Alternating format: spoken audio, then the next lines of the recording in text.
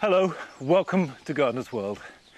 Now the best thing about this time of year, regardless of the weather, is that every day there do seem to be more and more little signs and glimpses of spring. I love the way the hawthorn starts to appear almost erratically as forerunners of what is to come. There's another thing that's appeared just in the last few days, which, to be honest, I'm as relieved about as pleased, because everybody told me it wouldn't work. And these are the wood anemones that I planted on the surface of the ground. Now, last September, the ground was like bone. I couldn't get into it at all. So I'd read about a new technique and thought I'd try it, which is just to scarify the soil, place the wood anemones on the surface and cover them up with compost. That's what I did. Absolutely no sign of anything until about a week ago, and here we are. Beautiful flowers and plenty more to come. It's a good technique. Now, we've got lots going on in tonight's programme. And one of the virtues here at Longmeadow, we've got lots of room to do things in. But if you've got limited space, one of the things you must do is maximise the effect of any walls or fences. And I'll be planting up a wall here at Longmeadow with a tiny strip of soil beneath it. Joe is continuing his masterclass in design, and this week he's looking at the layout of our gardens. You can play around with different shapes and how they relate to each other, and it's really fun. This is a very exciting part of garden design. And if you live in the south or the southeast, you'll know better than me that there is a drought going on. It's likely to continue right through the summer. But Carol is looking at ways of turning that situation into an advantage. I love and adore the plants that actually enjoy growing in those sorts of conditions.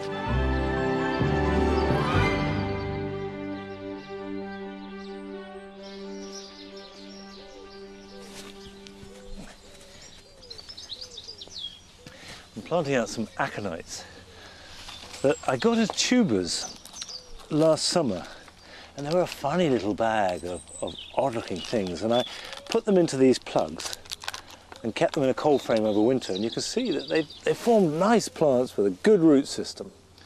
And now I'm planting them out. And if you've got aconites or snowdrops, now is the time to lift them, divide them, and replant them to spread a group. And you can see I'm using a bulb planter. It just takes out a neat hole. You take the plant out of the pot of the plug, and then just carefully squeeze it in. And what I want to do is develop a really nice carpet of aconites around this chestnut. Now, of course, this is going to look really good on a horizontal plane, but I've got a piece of the garden that is all vertical. It's really constricted and small, just the other side of the wall garden. The wall in question is west-facing, and although the border beneath it is very narrow, the wall's excellent aspect makes it ideal for almost any climber. The west-facing wall has a rich, warm glow to it, and plants love it. In fact, I think it's the best orientation for any plant, better than the south-facing wall, because it's warm, but it's also wet. All the rain comes in so that plants don't dry out as they can do on a south-facing wall. So this is ideal for growing climbers up. Now, the first thing when you prepare any planting against a wall is you must have some sort of support before you plant it. And I've put in wire supported by hook and eyes, really securely drilled into the walls so they can take the weight of mature plants. And the plan is to have a couple of good roses that will smother the wall, and then also clematis. This week I'm starting with the roses. Now, I've chosen two. One is New Dawn, and the other is Madame Alfred Carrière. And they will both love this wall, because it's particularly good about them is they adapt to poor growing conditions. They're good for poor soil, whereas some roses need a bit more mollycoddling. The first one, Madame Alfred Carrière, is a noisette rose. And it's got a fascinating story behind it, because it started in America. There was an American rice farmer in Carolina, and he bred this rose, and he liked it, so he gave it to his neighbour, who was a French immigrant, a Monsieur Noisette. He grew some seedlings, liked them, and sent them to his brother in Paris, and thought, these are definitely a new kind of rose, and he named it, in his brother's honour, Noisette roses. And they had masses of flower, they grew really strongly, and were crossed with other roses and became enormously popular. And Madame Alfred Carrière is, I think, the best of the bunch. Now, I do know that it's hard to know what to choose sometimes. I've chosen a couple of roses here that will work in these particular conditions. Well, the best way to find out about plants is to see them growing. Hopefully, see them growing in a garden, so you can imagine what it would look like in your own garden at home. And the best place to do that is in a national collection. And last summer, we went to Moorwood, near Cirencester, which has the national collection of rambler roses.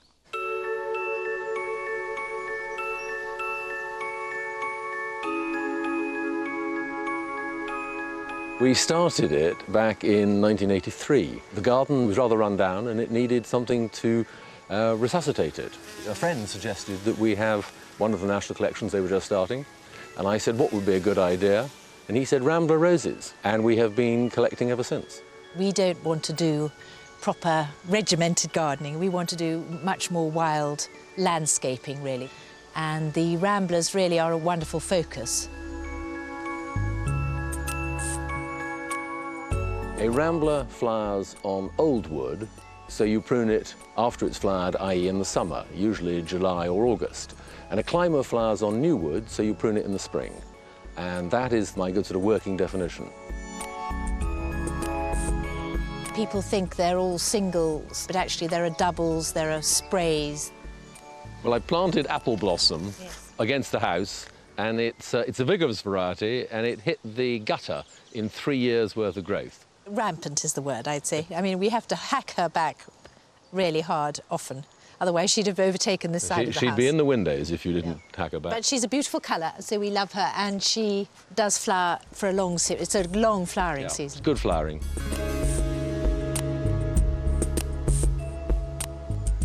Well, this is a wonderful rambler called goldfinch, and it has a number of good characteristics, one of which is that it's thornless. So when you're pruning it, you don't get cut to ribbons.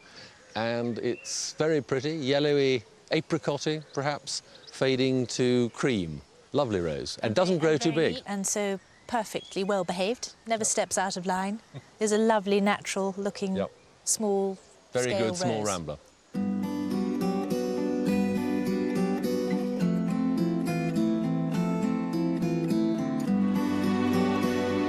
This beautiful rose, Dawson's rose, is actually a source of contention with my husband because he longs for it to cover the whole apple tree and I long for it to be a blend of the two. So we have a battle, but after the flowering I do have a very hard cut back. And it's a wonderful rose. It flowers its heart out and looks glorious with the fruits coming.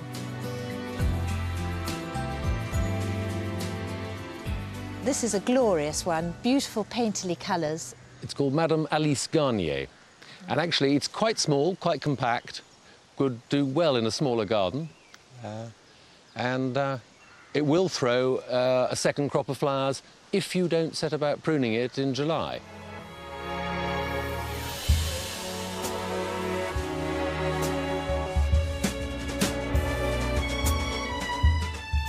They're one big burst of flower, a glorious burst of flowering, and I mean, we like it. We actually prefer it that way, and they do flower their hearts out for 3 weeks. And it's like the strawberry season. You get this glorious show, and then it's over, and you look forward to the next year. And there are early ramblers and late ramblers, so you can spread the season and enjoy their moment of glory. And when they go over, wave them goodbye and say, see you again next year.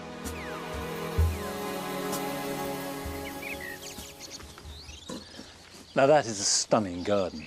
But you can get a piece of it just with a few roses, because the great thing about ramblers and climbers too is that they're so generous with their charms. They spill and flow and froth, and they make life much richer as a result. I've just planted Madame Carrière, which is a climber.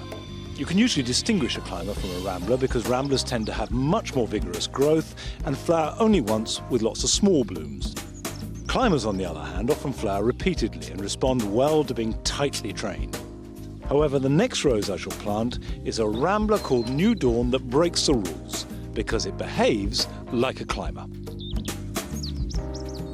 Now, New Dawn was bred in the 1930s, and from the day it was released to the public, it's been one of the most favourite roses that there is. Partly because it's beautiful, but mainly because it just goes on and on. It starts flowering in June and will continue producing new blooms until the frost kills them. So planting, of course, is simple. Dig a hole. If the soil was better, I would dig a deeper hole than I'm going to, but it's going to have to cope with the conditions we give it. Now, the key thing to planting roses or replanting roses is in this tub, because this is mycorrhizal fungus.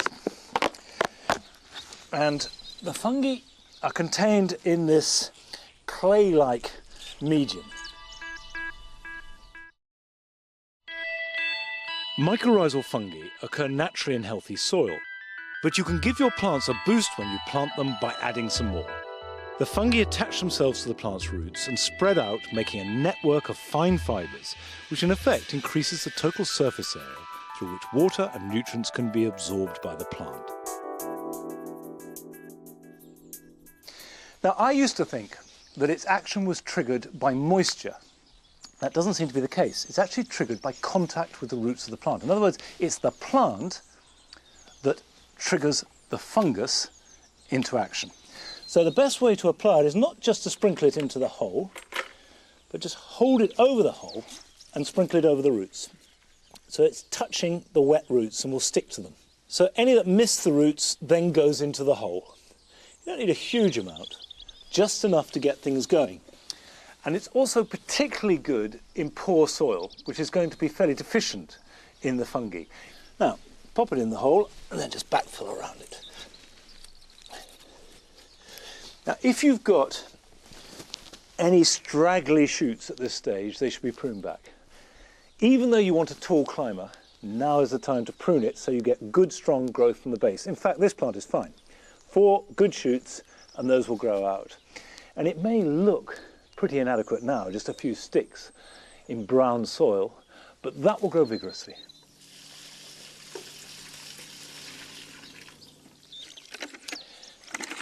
And then, having given it a good drink, the important thing to do is give it an equally good mulch. Mulching does 3 things. It keeps in moisture, it suppresses weeds, particularly annual weeds, and it feeds the soil and improves the soil structure. So if there's one thing you do in your garden in spring, mulching is probably the most useful, particularly if it's going to be very dry. And for a lot of us, we're already in drought. The southeast, the east of the country, and spreading across, there's quite serious drought already, and it's probably going to get worse. And I suspect that most of us will have to deal with drought at some stage, either this year or in coming years. However, it needn't necessarily be a major problem, as Carol shows in her own garden that drought sometimes can be an opportunity.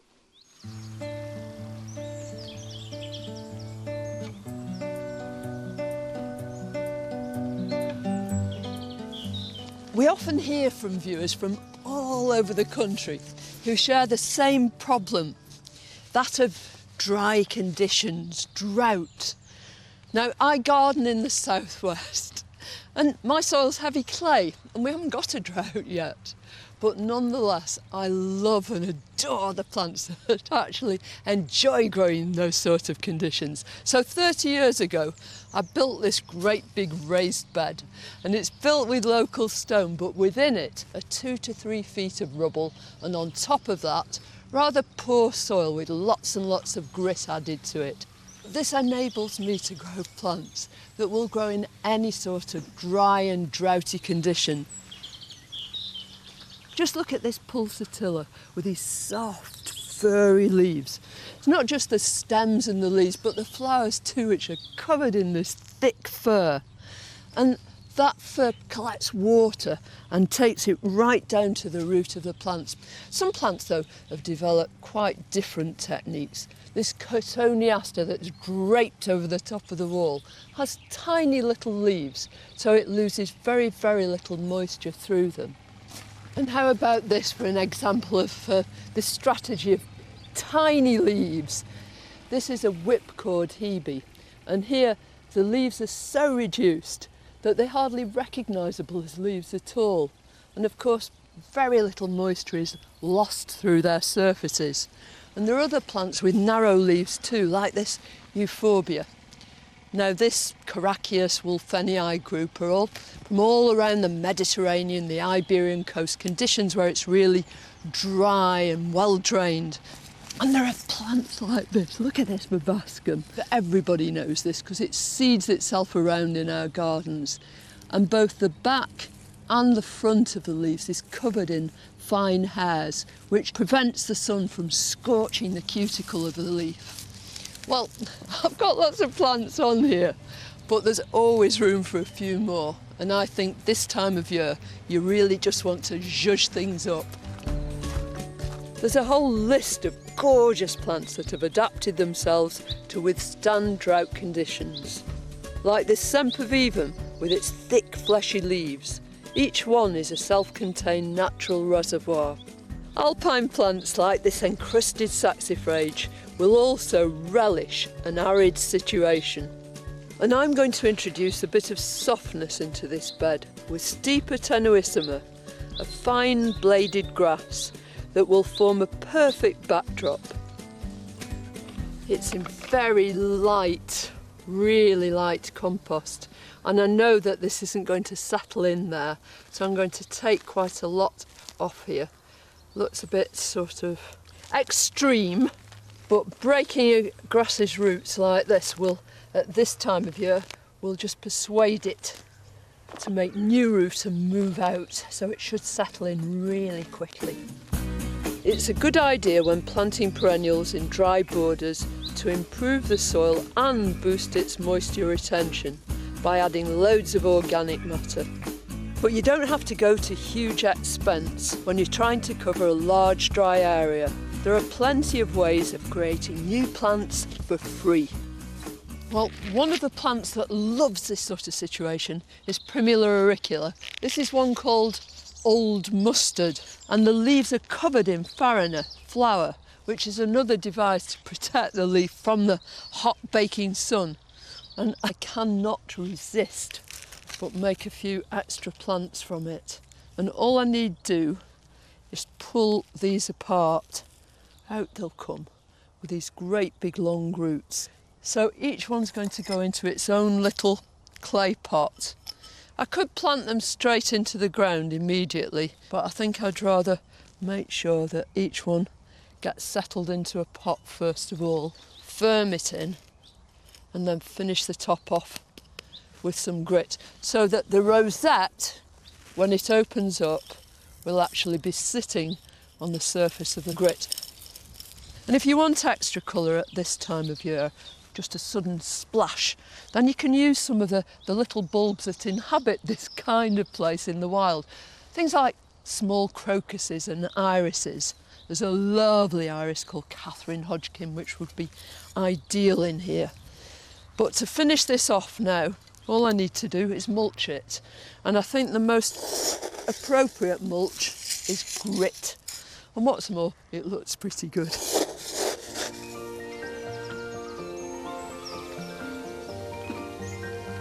Now, gardening in dry and droughty conditions is just one of the problems that gardeners experience.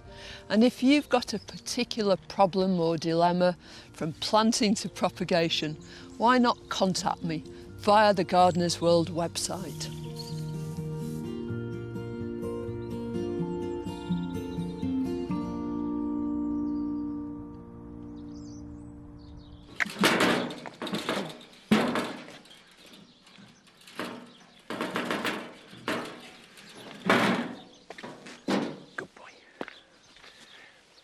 Now these four borders are what we call the grass borders.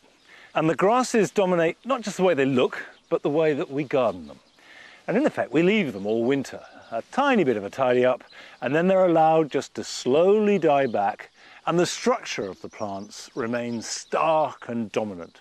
Now I think that looks lovely. They still look good, but now's the time to remove all that so that the new growth can be at its best. However, not all grasses are treated exactly the same way, but it is simple. All you have to remember is that if they've got really straight, upright stems, like this miscanthus, they can be cut right back to the ground. If, on the other hand, they've got floppy growth, like this steeper gigantea, and they've also got some green growth, they shouldn't be cut back, but just teased out. In fact, all you have to do is just get your hands in and comb them. Just pull out all the loose growth. It's coming out. And that's all they need. And you can do it, there's that steeper there. You can see here, you've got some green growth coming through, so we just weed that out. And this pheasant grass is really easy to grow. And actually there isn't much dead in that, really not much to do. But in front of it, you see, we've got this little miscanthus that we can cut back. So I get in there and just cut right at the base, like that. And it's important to cut now and not leave it, because if you cut the top off the new growth, it remains cut off and you get a sort of curious shape to it. Now, as a loose heap of strawy material, this would take years to compost down. But if you chop material like this up and then mix it with very green matter like grass clippings or kitchen waste, it actually makes brilliant compost. And the whole point of this area is that we have the formal structure with very loose growth. So I want it to grow back as vigorously as possible. And actually, from conception, that was the idea. And I think that's the important thing with any garden is plan out how you want it and then work towards that end. And Joe, in this week's Design Masterclass, is looking at the layout of our gardens. Great garden design is about combining aesthetics with practical solutions.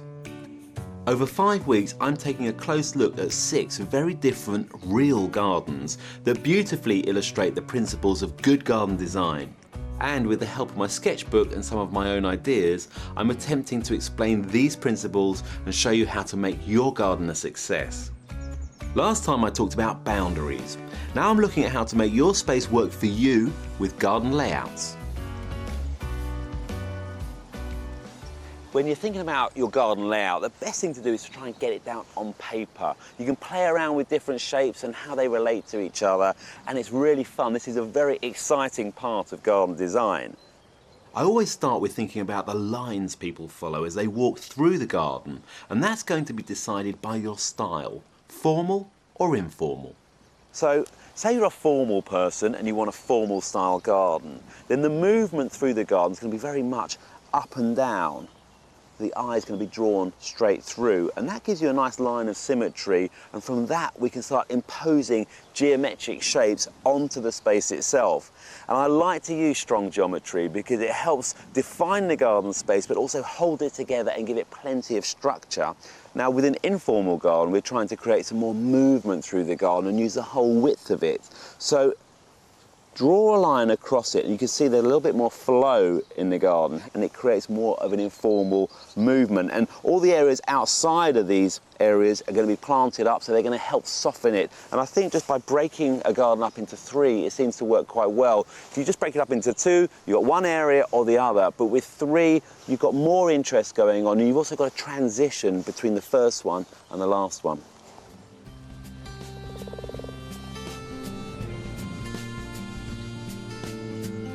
This garden layout is incredibly simple, and that's what makes it work so well. It's pretty much divided into 3 main areas. So we've got the terrace up here, the lawn in the middle, and then the back area of the gravel and some more paving. What this garden's got is great balance and good proportion.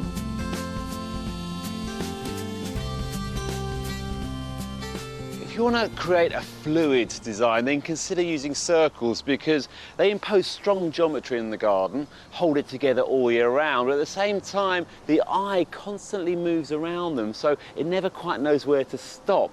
Now here there's 3 circles throughout the garden, all connected somehow. This one overlaps the other, and then there's a path leading through to the pond towards the back, and the whole look is really effective.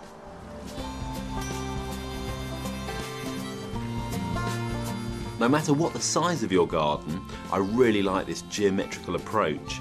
This small urban garden is divided into 3 offset circles, I think it shows how in a small space, breaking up the area and packing it full can actually make the garden seem bigger because there's more to slow the eye down and keep your attention. So once you have your shapes and their basic arrangement, then size comes into play. I like to make sure that the different areas allow plenty of space for how they will be used. When it comes to seating areas, be particularly generous. I actually lay out the terrace, the seating area, to work with the size of table and chairs that I know are going to be bought, and then add another chair's width onto it. So when everybody's sitting down, there's plenty of space for all. All these gardens have great examples of a nice balanced layout. They allow appropriate space for each different area, and they've kept things simple by working with one geometrical shape, which gives the gardens a real sense of structure. To make your garden really work though, you need to choose the right materials for the different areas you've created. And that's what I'll be talking about next time when we look at landscaping.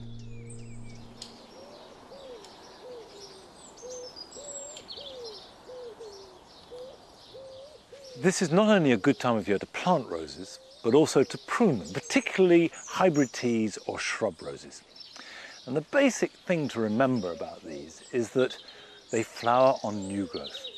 So after pruning, you get reinvigorated growth, and that's what bears the flowers. Now, if you grow them in a border like this one here, and this is William Shakespeare, a fabulous modern shrub rose, beautiful flowers, but the growth is a bit irregular.